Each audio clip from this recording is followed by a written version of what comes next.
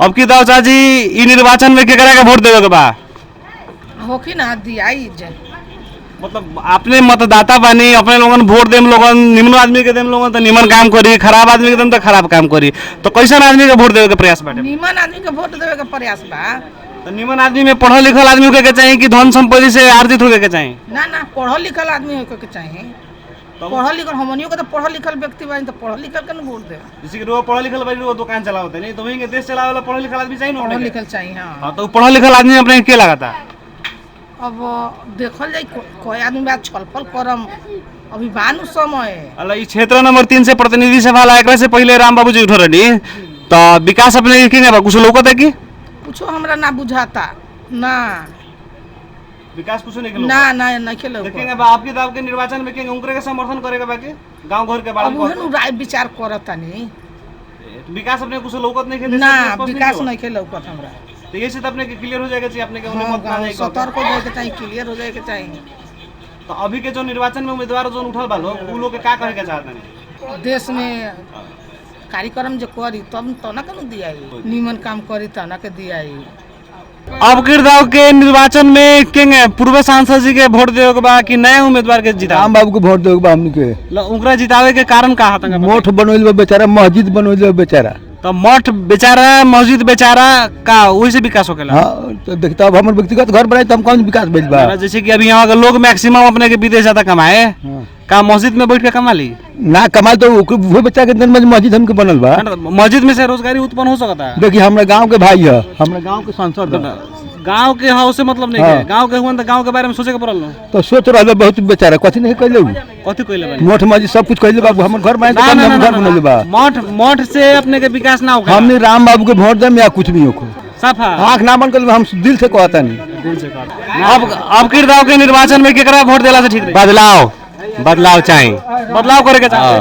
कारण कथि है बदलाव के? विकास ना भेल एथी ना भेल ता बदलाव चाहिए मतलब जोन क्षेत्र में उनकर उठक बैठक रहला उठाव में विकास ना भेल सबने बदलाव चाहिए। केनाऊ नहीं के विकास भेल कोनो 3 नंबर क्षेत्र में केनाऊ विकास नहीं के भेल खाली मोठ मंदिर मस्जिद बनल बा एकर बाद कुछ नहीं के बनल जाके देखी कि चारों ओर घूमी केनाऊ कुछ नहीं के बनल। मतलब ऐसे ठाव में लगानी लागल बा कि जहां से धार्मिक आस्था जुड़ल बा वहां के लोग से वोट ले सकी उ हिसाब से तो करल गेल विकास उतने काम भेल बा यहाँ के सांसद जी से। तो अपने के केंगे बा अभी नया अनुहार में केकरा देवे के विचार में बा?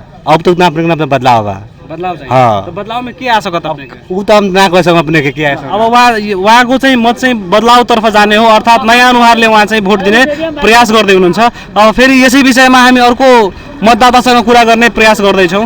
अब की दाव के चुनाव में केकरा के समर्थन करेगा? राम बाबू के देवे के बा सार बा हमर त मौके ना दे दूसरे के दे जाए मतलब सार कैसन को खेत देते हां सार बा कैसनो के ते गांव के बानू गांव के बा देम। हां वही में आग लगी जरी कुछ तो हमें गांव में नहीं रही अब की दाव कोनो मतलब नया उम्मीदवार के वोट नहीं देते सामने के चिन्ह दई थोरे 5 केउ भुलाल चुकाली गांव में नहीं रही 5 साल निर्वाचित भइनी अपने के फैमिली मेंबर बानी कहता नहीं सार बानी अपने के पहले बार हमने चारू ओरी जहाँ खड़ा बानी जहाँ उनकर परवरिश भइल बा उ ठाउँ में विकास ना होके कारण कथि? बहुत बार विकास करी हमन नहीं कर चारू ओरी कर ले जहाँ जन्मल बड़ा हुआ नहीं विकास का बहुत करवान मठ में बनल बन हुआ मठ बहुत जगह मठ बनेले बा लेकिन नाला नहीं खन बनेले जहाँ निकास नहीं के वहाँ विकास समय आ जाए तो बने ना जहाँ विकास ओकरे कह देलन जहाँ निकास होकेला निकास के कह देला अब बनबे कहि दब समय नाला कहिया बनी पानी महीना बीते के बाद बनते बा हो रे हैं कोनो चीज धीरे धीरे नहीं बनी धीरे धीरे बनी मतलब 5 साल धीरे धीरे बनता हां बनत नहीं के अब देखो यहाँ से मान ले रोड हो जाता पुर तकले चौक पर भी रोड काहे ना बन सका बने ता धीरे धीरे बनी अब पास होइए तो बनबे करी अभी के निर्वाचन में केकरा वोट देला से ठीक रही अपने के विचार में तंगा बताई तंगा केहू के ना कारण कथि है कि अपने के केहू के ना विचार देवे के विचार में? अब हंसिया जनता से हंसिया तो नेता नहीं खे जी जी हां तो अभी अपने के केहू के वोट देवे के विचार में नहीं केहू के ना खाली रही काहे कारण कथि अपने के गांव विकास ना होला होकला कारण से कहता नहीं कि तो केकरा वोट देवे के जैसे केहू के नहीं देवे के सूरज के दिया ही सुरुवात साहब के दिया ही हां एंगे न बोले के परल ल वहाँ को चाहिँ यसपालि को भोट चाहिँ ज्वाला सालै पर्ने भयो। अब यसै क्रममा फेरि हामी अर्को मतदातासँग बोल्ने प्रयास गर्दैछौँ। यो कार्यक्रममा बीच बीचमा चाहिँ भोजपुरी टोन आउन सक्छ कारण के छ भने यहाँ व्यवसायी वा यहाँका जनताहरू भोजपुरी शब्द नै युज गर्ने गर्छन्। अब किरदावको निर्वाचन में केकरा के वोट देला त ठीक रही चाची? केकरा के वोट देवल जाई जन जनता निमन काम करी ओकरे दियल जाई।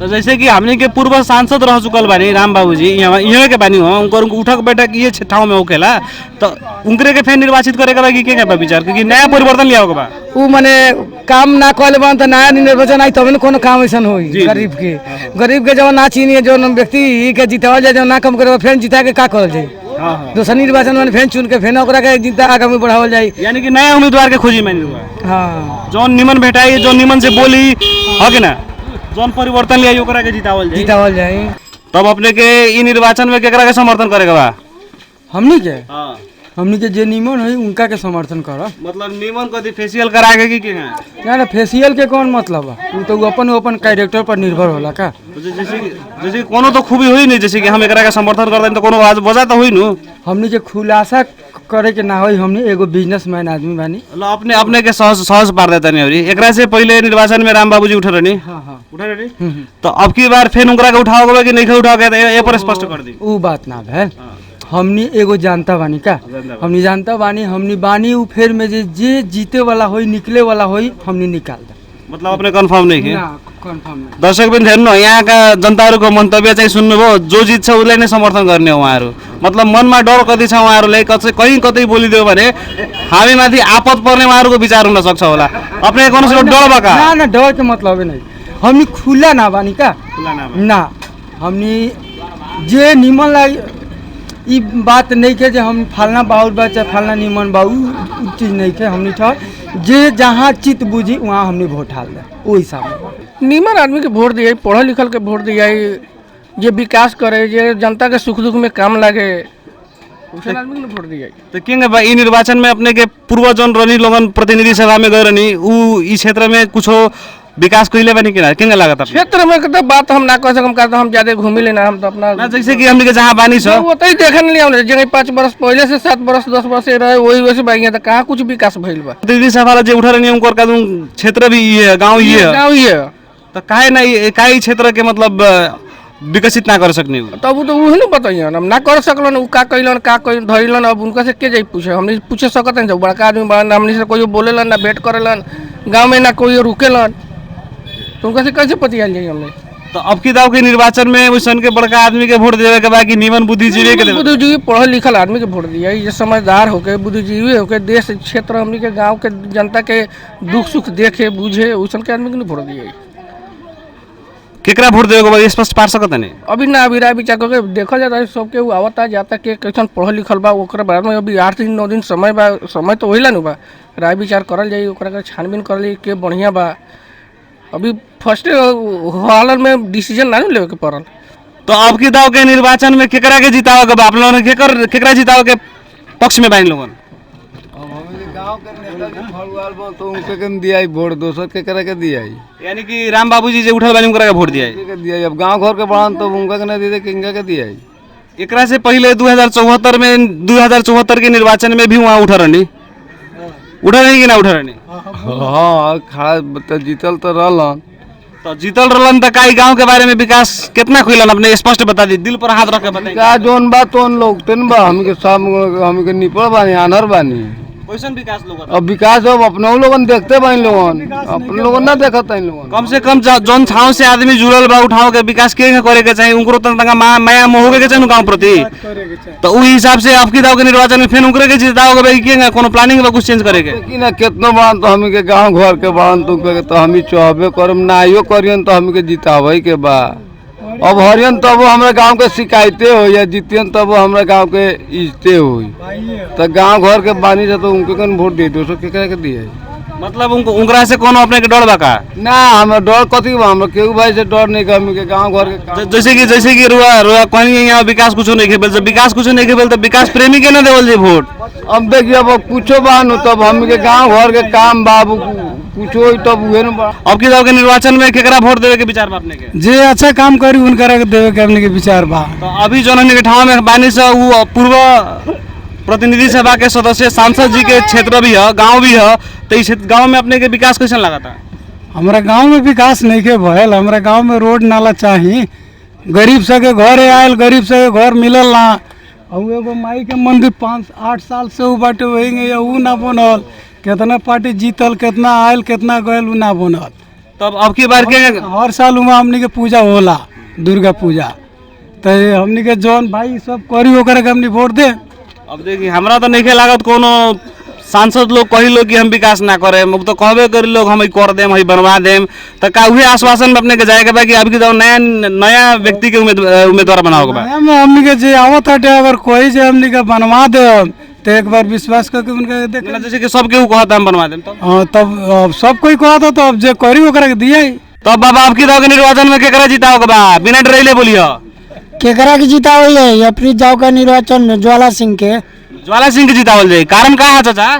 और विकास करी हन। पूर्व हमनी के सांसद रह चुकल बानी राम बाबू जी, उनकर के विचार बा? ना वो तो हमरी के हनुमान जी के मंदिर बा होने करी 4 ना ढुआ में नहीं उपलब्ध करैले। तो अब की दाव के निर्वाचन में उनकरा के मत नहीं के देवे के? हाँ उनकरा मत नहीं के देवे के? ना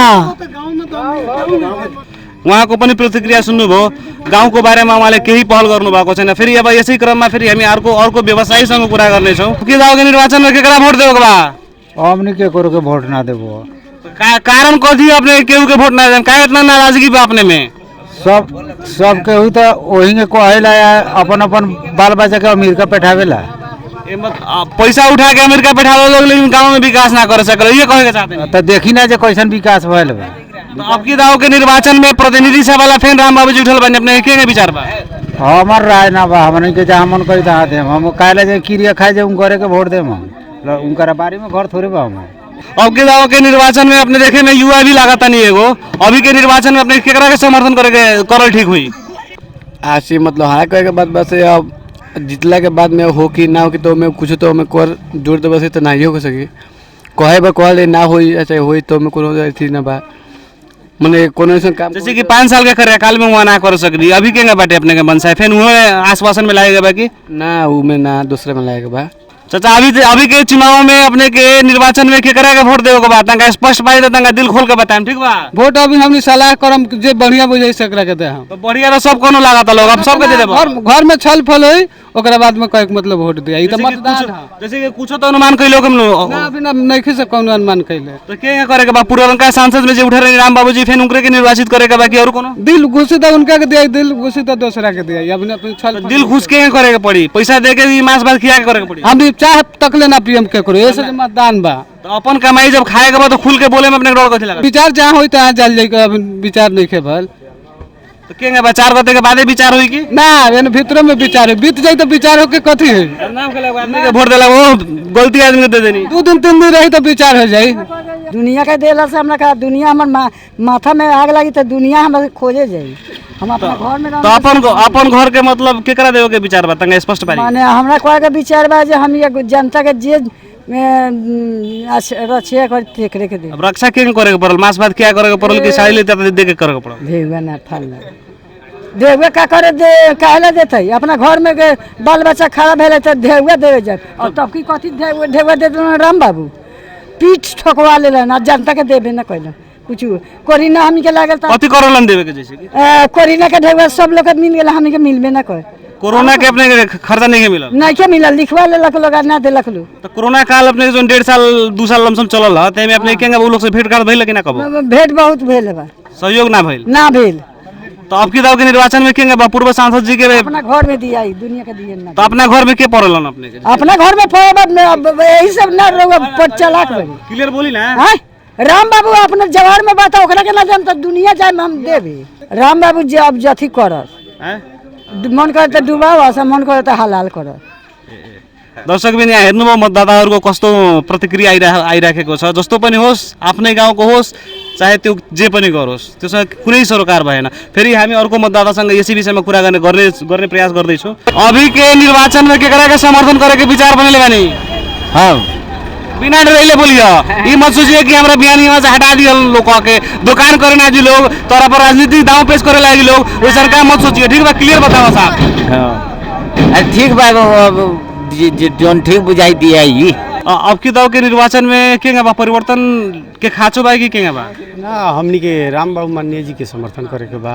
तो अब की दाव के निर्वाचन में उनकरा के समर्थन करे के वजह कहा हमरा दुगो कारण हमनी के समर्थन करे विकास प्रेमी नेता बानी वहाँ के, समाज सेवी नेता बानी वहाँ के, गांव के केवनो भीड़ कुबीर पड़ला काम धंधा पड़ला तो लोग सबके के काम वहाँ के करे नी, उससे हमनी समर्थन कर अब जैसे कि बहुत किसान लोग का कहना हम ई रहल खटे कि हमनी के 5 साल तो धूरा खइबे करी समय फिर अब लागत 5 साल खाए के पड़ी। अभी टेंडर शुरू हो गल बा, टेंडर कामे होता अपने भी जाके सर्च कर होता अपने काम शुरू बा। अभी एकरा अपने 500 मीटर पहले उन्हें काम शुरू बा, नाला बनता, नाला बनला के बाद में अपने के रोड बनी। 4.5 किलोमीटर के टेंडर हो गल बा, 25 करोड़ के टेंडर अपने के ई गांव में हमारा जानकारी अनुसार। उ टेंडर जहां अपने के नहीं लागत उ टेंडर अपने के राजनीति के एगो कार्ड है। टेंडर 1 साल पहले भेल बा सर, तो एक साल पहले भेल बा, अभी करल ले तंगा वोट ताने के मिली ना वोट कैसे ताने के मिली? अब विकास कर दरन कहे के मिली नेताजी माननीय बना तो उनका तो विकास टेंडर रखवा के करवा के कामे बाटे। जी जी ई गांव में अपने के देखिए विकास पहले सुन ली, हमारे बात सुन ली पहले। 5 साल के कार्यकाल में 5 साल के कार्यकाल में उठामी भी तो कर सकत नहीं 5 साल के कार्यकाल में ई गांव के बात कइल जा, दूसरा और कथी बतिया ई गांव का तो बात होता है। दूगो मंदिर जैसे वो राम जानकी मंदिर बा, राधा कृष्ण मंदिर बनल, ईदगाह बनल बा अपने के दूगो। हमने के रोड पर आवल रोड पर रोडे में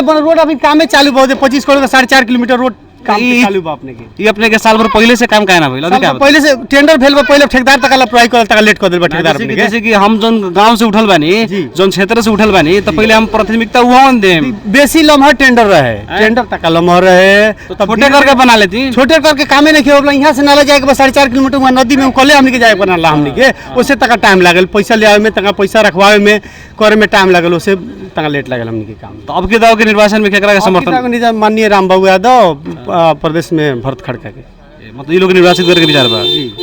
अब ऐसे क्रम में फिर हामी अर्को मतदातासँग कुराकानी गर्ने प्रयास गर्दैछौँ। अब की दाव के निर्वाचन में पूर्व सांसद जी के वोट देवे के बा कि नया परिवर्तन कुछ लियावे के विचार में बानी? ना पूर्व सांसद जी के वोट देबो। उनका भारी मत से निर्वाचित कैला के अपने के फायदा का मिली?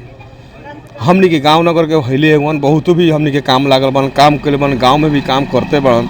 जोन गांव से उठल बानी उहे गांव के विकास नहीं भेल। अब अपने पर कथी कहे के चाहते हैं? बहुत विकास भेल बा, ना भेल बा सेवा धुरा उड़ता 3 गो 4 गो यहाँ थी कथी बोल रहा है ट्यूबवेल हलल बा, हां स्टेट बोरिंग एगो अभी संचालन में बा, एगो अभी तुरंत 2 दिन 4 दिन में वो संचालन में हो जाई। हां ओकर काम खाने पानी के भी यहाँ मंगावल बा, अभी माने ठेका पटा हो गेल बा, अभी चालू नहीं मने थी नहीं निर्माण नहीं के होइला। तो अब की दाव के निर्वाचन में उनके समर्थन करके विचार? हां हमनी के पूरा समर्थन उनके पर बा। कारण अपने के थाना बिल बस विकास हो रहल बा, ये बता सकत नहीं ना? कौन कारण न था अभी? मतलब उनकर निर्वाचित करे के कारण का है? अपने के 5 साल के कार्यकाल में अपने के अभी रोड बने के काम शुरू हो रहल बा, ये अपने के नहीं लागत राजनीतिक कार्ड हो रहल बा? ना ई त माने ई त लम्हर टेंडर भेला हमनी सुन लम्हर टेंडर हो सकत है। गांव में बहुत विपक्षी लोग बा, टेंडर लम्हर हो सकत है। जोन टाइम में निर्वाचित भइल उहे टाइम से टेंडर के लागू काहे ना कइनी?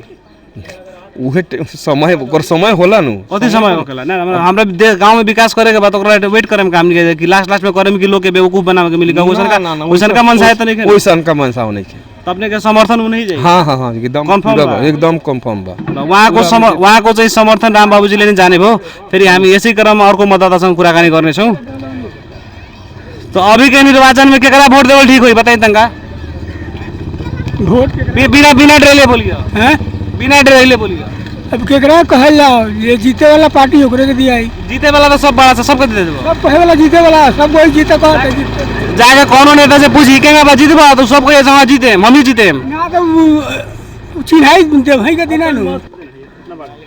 तब अभी के निर्वाचन में केकरा के समर्थन करे के विचार बा अपने के? देखे में अपने युवा भी लौकता नहीं एगो है कि ना? तो अभी के निर्वाचन में केकरा के समर्थन करे के चाहते हैं? ड्राम मत कि बिहार हमार दुकान ही होता है हटबाजी लोग ओइसन का डर धमकी में मत पड़े, ठीक बा? अभी के निर्वाचन में केकरा वोट देबो बा?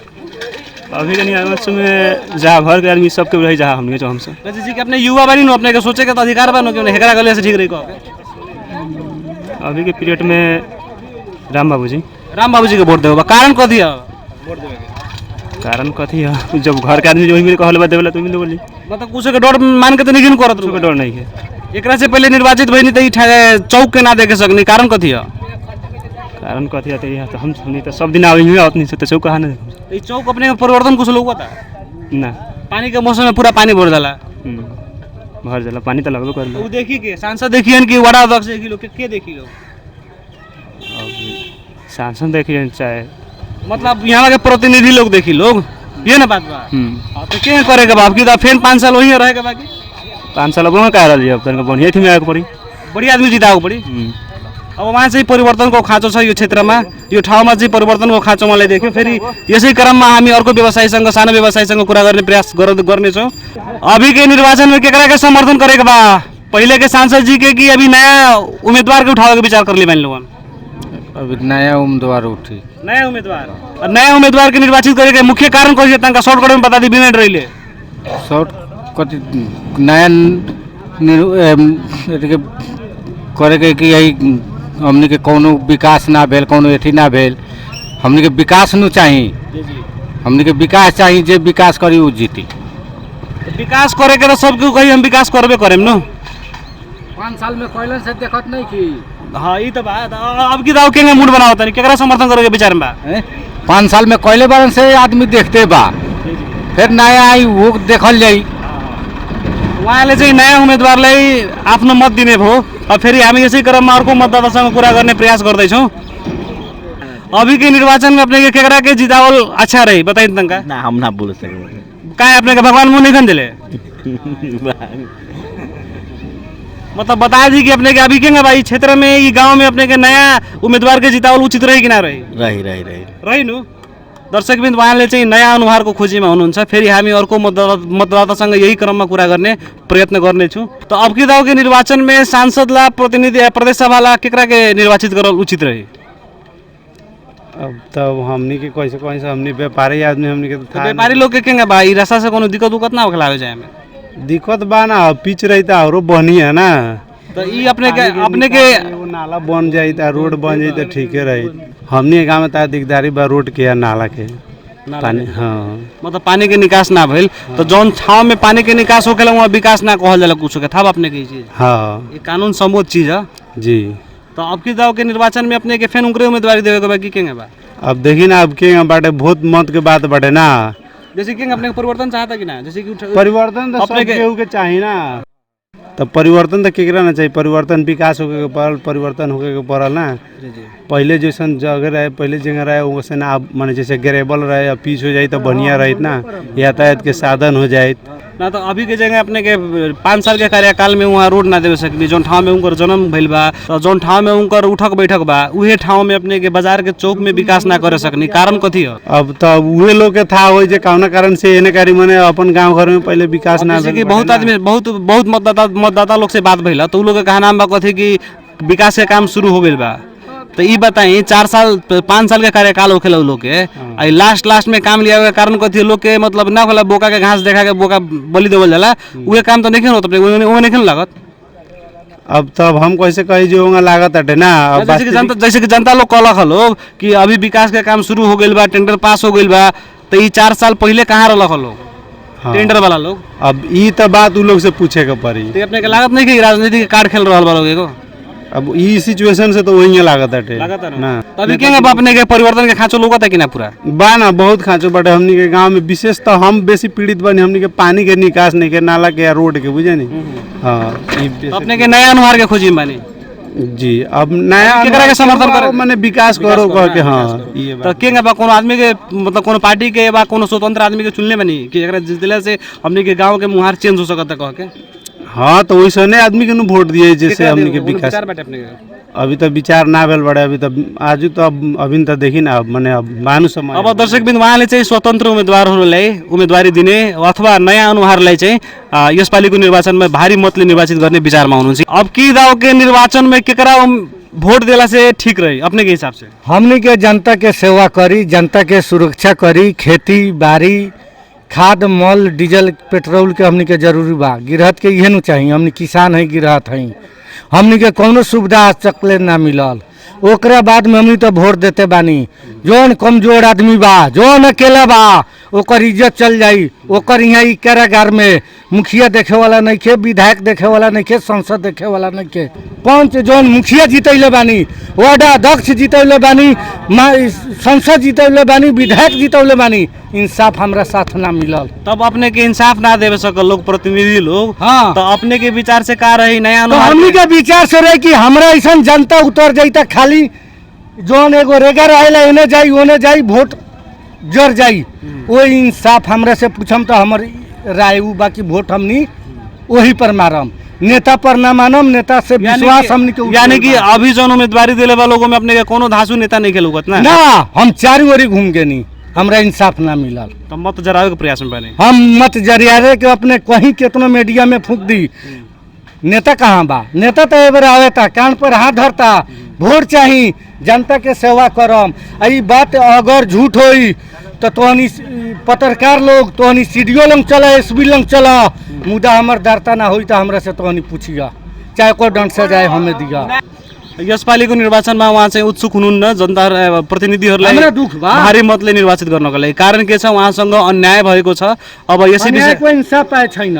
अब यसै विषयमा हामी अर्को मतदातासँग कुरा गर्ने प्रयास गर्दैछौँ। अभी के निर्वाचन में के अनुहार बदलल जरूरी बा कि के पूर्व सांसद जी के जितावे प्लानिंग में मानी लोगन कथी बाकी हमनी के हरदम अनुहारे चेंज करल जरूरी नहीं है। अब कथी बाकी केहू के मौका देवे के पड़ल। हमने मतलब पुरनके सांसद जी के मौका देवे के पड़ल के एकदम हमनी के पुरनके सांसद जी के मौका देवे के बा।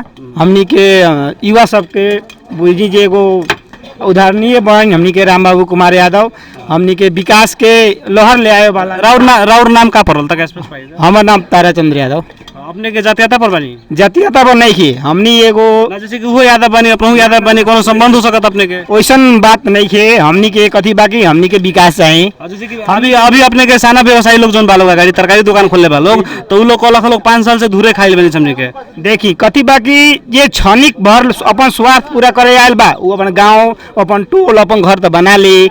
जे नेता के दूरगामी सोच होई ओकरा नेतृत्व करे के होई, उ अपना टोल के देश के विकास करे के होई, तो अपन गांव छोड़ के दोसर गांव में विकास करे। जैसे कि बहुत आदमी के कहनाम कर लखटे वहाँ 12 खाली जमीन किनले बानी, किताब पर किताब थापाइल बा, लेकिन जौन ठाव में जन्मल बानी जहाँ से हुरकल बानी उ ठाव के कभी ना देखनी है। सौता ऐसा व्यवहार करी हमनी संगे का बुझले बानी एकरा बारे में? अब एकरा बारे में उ लोग हमरा से को बेसी जानत हुई लोग जे जमीन किन ले बाहर, हमरा जानकारी में तो नहीं के।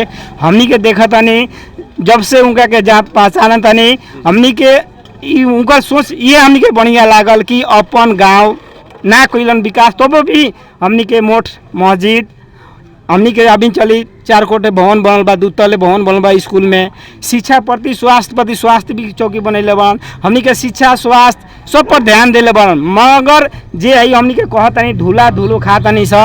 अब केहू के हाथ में जादू का छई तो नहीं खे जे 5 साल में हमनी के गांव टोल वार्ड के स्वर्ग बना। अभी जैसे कि अब कहनी है कि साल भर भइल टेंडर पास भइला, रास्ता बनेला, ठीक बा, तो ई 4 साल पहले का करत रहनी वहाँ? देखी अपने के हम पहले ही कह देनी कि हम मानता नहीं जो सांसद रहनी है, मंत्री तो कोनो ना रहनी है। जब वहाँ पहल करते रहनी है, पहल के प्रक्रिया में हमनी के लास्ट में जाके रोड पड़ल, टेंडर भइल, काम शुरू बा। अब इतना दिन से तो अपन के कथी बाकी 2 साल के हमनी के कोरोना काल भी अब की दाव के निर्वाचन में अपने के उनके समर्थन जनाओ? जी उनके समर्थन बा हमन के। उहाँले चाहिँ राम बाबुजीले समर्थन गर्ने प्रयत्नमा हुनुहुन्छ। फेरि हामी अर्को मतदातासँग यसै विषयमा कुराकानी गर्ने प्रयास गर्दैछौँ। त यी पालिके निर्वाचनमा अपने केकरा मध्यबल एकदम जरुरी बा? छाता छाप में देवे के बा। देखो छाता छाप में कारण कथी है? छाता छाप में भोट देवे हमर जौन काम बा मतलब वे लोग एथी बा मन हमरा एथी में आपको जैसे कि अपने के दुकान के अगाडि जौन रोड बा, हाईवे में रोड दुकान बा, तो ई दुकान के अगाडि अपने के रास्ता नहीं के बनल, नाला के निकास नहीं के भइल। तत्काल अब एथी नहीं के मन बनते आवत होने से एकरा तत्काल के कह सकत नहीं। 5 साल हो गेल, 5 साल 5 साल तो हो गेल। अब हमहू तो नया कोनो पुराना तो हम नहीं की कहल जाए। फिलहाल हमहू आइल बनी। ई निर्वाचन में अपने के कैसन लागत? कौन पार्टी निकल जाई कह के? यहाँ तो हमने के राम बाबू निकले के थी बा संभावना। तो एकरा से पहले शायद सुने में आइरल उ भी प्रतिनिधि सभा निर्वाचित भएर नि, तो उनकर केंगा बा यहाँ के प्रगति केंगा बा ई ठाउँ के?